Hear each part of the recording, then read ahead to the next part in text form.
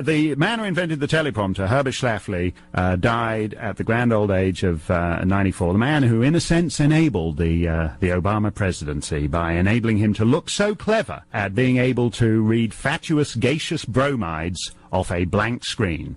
Almost as if he's a blank screen himself.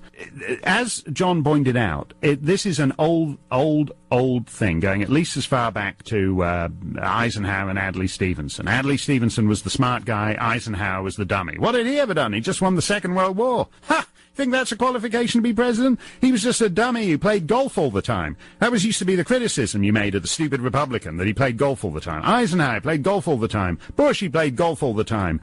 Obama plays more golf in a month than George W. Bush plays in a year, but suddenly golf isn't the big cudgel. You don't whack the dummy president over the head with the golf club anymore. Golf is cool now.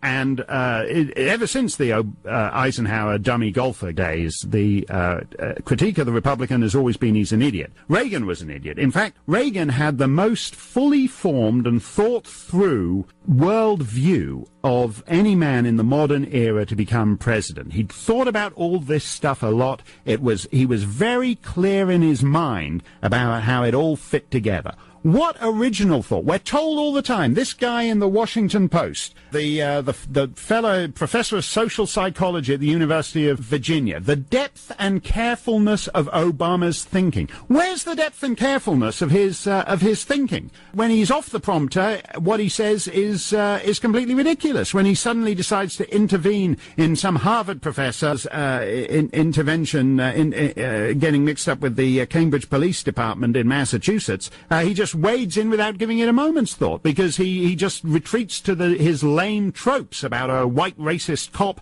and the black guy who's on the receiving end. He doesn't seem to have anything to say, for example, about these two black women in McDonald's who beat up a poor white transvestite the other day. Where's Obama, the great thinker, on that? Or is it all too complicated? Because you've got two different groups there. You've got like your black victim group and your transvestite victim group there. So it's all a bit more not as easy to wade in as just demonizing the poor old cop up in Massachusetts. How come Obama, the great thinker, hasn't thought that one through? If anything calls for nuance in these turbulent but complex, nuanced times, black women beating up a transvestite in McDonald's, isn't that the ultimate issue where the great nuanced, integratively complex thinker comes? No, happy to wade into local policing issues when it's Professor Skip Gates up at Harvard, but suddenly Obama's got nothing to say on this. Where's the smartest guy on the planet? Doesn't he care about transvestites being beaten up in McDonald's? Where is he? If that is an issue that cries out for his super nuanced attitude,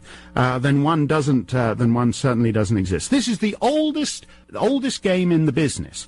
Even this, and this idea of putting it in historical context by saying Chamberlain was the smart guy. Chamberlain wasn't the smart guy. He was suckered by Hitler. He was suckered by the Germans. And the idea that Churchill, the guy who for 10 years had been warning about this before he became prime minister, that Churchill is the dummy, but that in wartime, war is a simple, things get simple in war. And you need a moron then. The moron like Churchill comes into his own, a moron like George W. Bush comes into his own. And it's just so unfair that complex guys like Neville Chamberlain and Barack Obama are unsuited to the times. By the way, did you ever think that the left would be so desperate that their argument in defense of Barack Obama would involve comparing him to Neville Chamberlain? This is what the Washington Post has been reduced to. Mark Steyn in for Rush, 1-800-282-2882.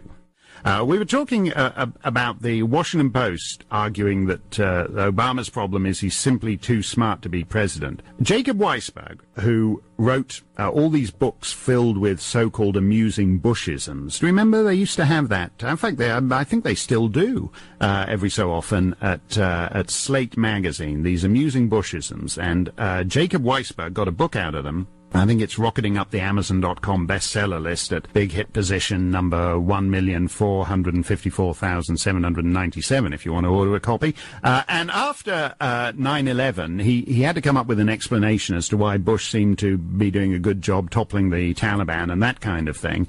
He stuck with his line that the guy was an idiot, but that fortunately for Bush, war plays to an idiot's strengths. This is Jacob Weisberg. Quote, Bush continues to exhibit the same lack of curiosity, thoughtfulness, and engagement with ideas that made him a C student. That's right, by the way. Bush was a C... What was he, HR? We were talking about this earlier. C-plus student when he was at Yale. Is that right? I think he was a C-plus student. And we don't know, of course, what Obama is, because Donald Trump has now called on him to release his grades. I'd like to know how he did in third grade at whatever school he was in Jakarta. It'd be interesting to see that, how he did there. But he's not releasing those records yet until Trump forces them out of him. According to Weisberg, the same lack of curiosity, thoughtfulness, and engagement with ideas that made him a C student. Nuance, complexity, subtlety, and contradiction are not part of the mental universe he inhabits. And curiously enough, it is these very qualities of mind, or lack thereof, that seem to be making him such a good war president, unquote. Now, that was Jacob Weisberg in Slate almost 10 years ago.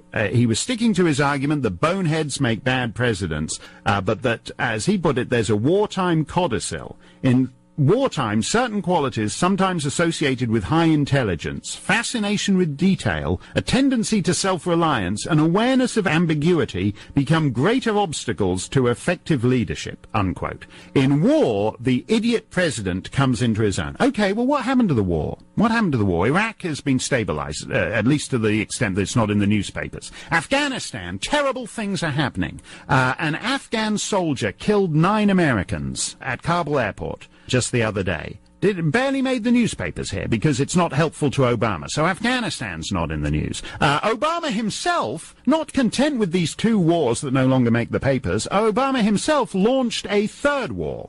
And then outsourced it. I think he put a Canadian general in charge of it and left it to NATO. And that war is now a quagmire. It's the fastest quagmire in history. It's in the Guinness Book of World Records under world's fastest quagmire. It's a stalemate.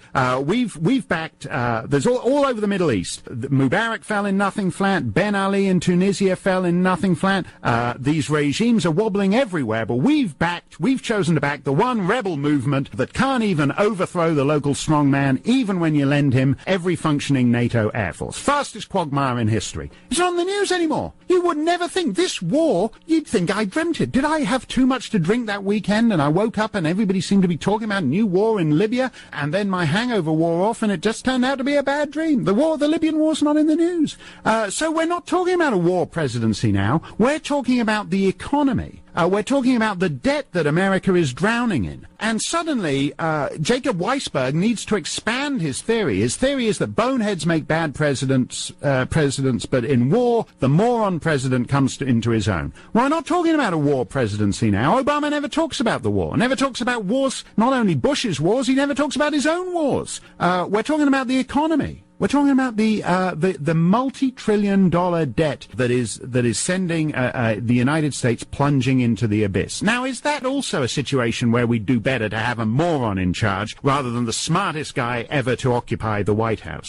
The reality is that Barack Obama, and this again gets back to the birther business, one reason why I don't want to get into never got excited about the birther business, I don't want this president discredited and kicked out on a technicality. This isn't like when Snoop Dogg found himself up on that murder rap and got acquitted on a technicality. I don't want this president to be convicted on technical grounds. I don't want this presidency to end on the technicality of whether he was born in Hawaii or whether he was born in Mombasa or whether he was born on the planet Krypton. I want these ideas to die, the ideas on which he got elected, because these ideas are killing your country. And in that sense, Obama is not a foreigner. He's like millions and millions of the Americans he's lived among in Hyde Park, Chicago, at Harvard, at Columbia, at Occidental. These are the people who take these ideas about economic growth, the iniquities of American foreign policy, they're all entirely normal. This is the swamp in which he's been marinated his entire life. And what's